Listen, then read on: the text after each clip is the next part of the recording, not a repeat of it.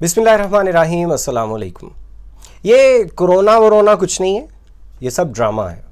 असल में Bill Gates ने वैक्सीन के नाम पे हम सब के जिस्मों में चिप लगानी है, और ये कि जब भी कभी, ये सब डॉलरों का चक्कर है।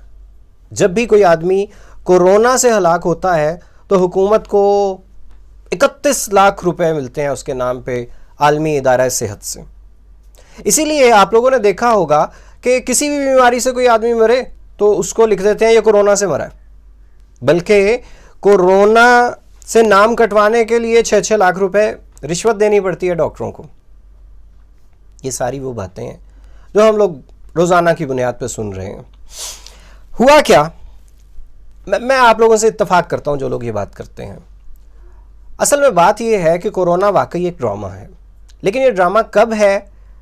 ये ड्रामा तब तक है जब तक मेरे घर के मेन गेट से बाहर है। जैसे ये घर के अंदर घुस जाता है ना, ये बहुत बड़ी तल्ख हकीकत बन जाता है। फिर हमें लग रहा होता है कि ये तो मेरे सर आन पड़ी है। जब चीन में आया था ना कोरोना, तो मेरे जैसे लोगों ने मजाक उड़ाया था कि ये काफिर लोग हैं, ये खुदा को नहीं मानते, इसलिए इनके ऊपर अजाब आया। ये चिमगादड़ का सूप पीते हैं, इसलिए इन्हें सज़ा मिल रही है इस बात की। हम तालियां पीट रहे थे, हम लतीफ़े बना रहे थे उस ज़माने में, मैं अपनी भी बात कर रहा हूँ। हम लतीफ़े बना रहे थे कि चीन में कोरोना नाम की बीमारी आ गई है। असल में हम हैं ही ऐसे ज़बरदस्त ज़हीन लोग, पड़ोसी के घर में आग लगी हो ना, हम तालियां पीट रहे होते हैं, वाह ये तो फायरवर्क्स देखने को मिल गया मुझे। हमें ये लग रहा होता है कि आग वहीं तक महदूद रहेगी, लेकिन फिर क्या हुआ? फिर कोरोना की ये आग हमारे अपने घर तक आन पहुंची। हमारे मुल्क में 400-500 लोग रोज़ाना मुतासिर हो रहे थे, कोई 15 से लेकर 20 तक हलाकतें हो रही थी कोरोना से, और हम कह रहे थे कि ये सब कुछ ड्रामा है। उसके बाद क्या हुआ? ईद आ गई। ईद में हम लोग अंधाधुंध निकले, बाज़ारों में गए और वहाँ से ईद की शॉपिंग के नाम पे कोरोना पैसे दे के ख़रीद के ले आए। लेकिन उसके बाद भी हमने यही कहा कि ये सब कुछ ड्रामा है। मेरे जानने वालों में से तो अभी तक किसी को नहीं हुआ, फिर उसके बाद मेरे जानने वालों में भी हो गया। तो हमने ये कहना शुरू कर दिया कि मेरे ख़ानदान में तो अभी तक किसी को नहीं हुआ, फिर ख़ानदान में भी कुछ लोगों को हो गया। फिर हमने कहा कि मेरे घर में तो किसी को नहीं हुआ, फिर उसके बाद घर में भी हो गया, फिर उसके बाद क्या होगा? फिर उसके बाद मुझे खुद हो जाएगा। जब घर में से किसी को हो गया ना कोरोना, तो फिर हम लोगों ने एक और ड्रामा किया, क्योंकि ये सब कुछ ड्रामा है। हम लोगों ने ये कहना शुरू कर दिया कि हमारा बंदा बिल्कुल ठीक था, तो मामूली सा कोरोना हुआ था, अस्पताल दाखिल करवाया, और अस्पताल से कोरोना का मरीज तो ठीक होके आता नहीं है, क्योंकि डॉक्टर उसे यहाँ पे टीका लगाते हैं। मतलब अंदाज़ा कीजिए, हमें ये पता चल गया कि एक टीका है जो जहर का टीका है, जो डॉक्टर लगाते हैं और यहाँ लगाते हैं। क्या ज़हीन कौम है, क्या हमारा इंटेलिजेंस का सिस्टम है। हमें घर पे बैठे सारी इत्तलात मिलती जा रही थी।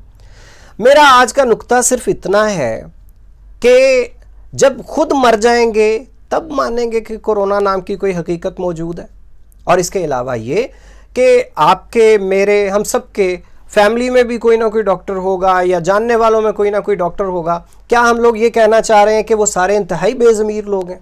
मतलब मुल्क में मौजूद लाखों नर्सेज, डॉक्टर्स, अस्पतालों का अमला, इनमें से कोई एक भी साहिब ज़मीर नहीं है कि जो हमें ये बताता कि वाकई में ऐसा हो रहा है। अगर उनमें से कोई एक आदमी भी ये बात नहीं कह रहा, तो इट मीन्स कि कोरोना वाकई मौजूद है, ये ड्रामा नहीं है, इससे हलाकतें हो रही हैं।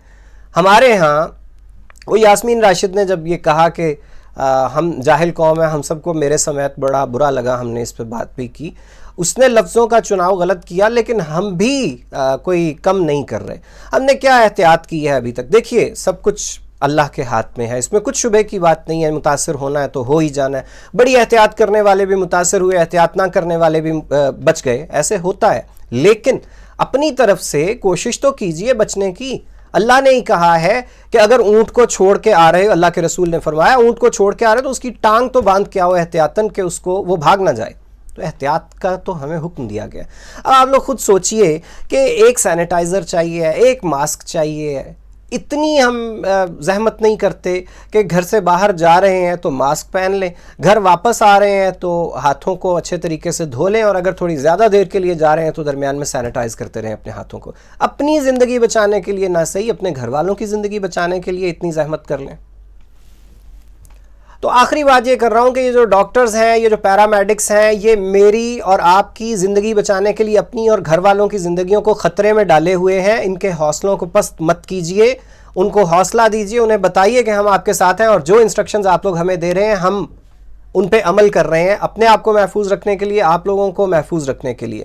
آپ کبھی کسی ایسے ڈاکٹر سے ملیے گا کہ جو کرونا وارڈ میں ڈیوٹی کے بعد آپ کو ملے، اس کے چہرے کے اوپر مسلسل ماسک پہننے کے نتیجے میں زخموں کے نشان بن جاتے ہیں، وہ اتنی محنت کر رہے ہیں بیچارے، اور ہم بعد میں کہہ دیتے ہیں کہ یہ ڈرامہ ہے۔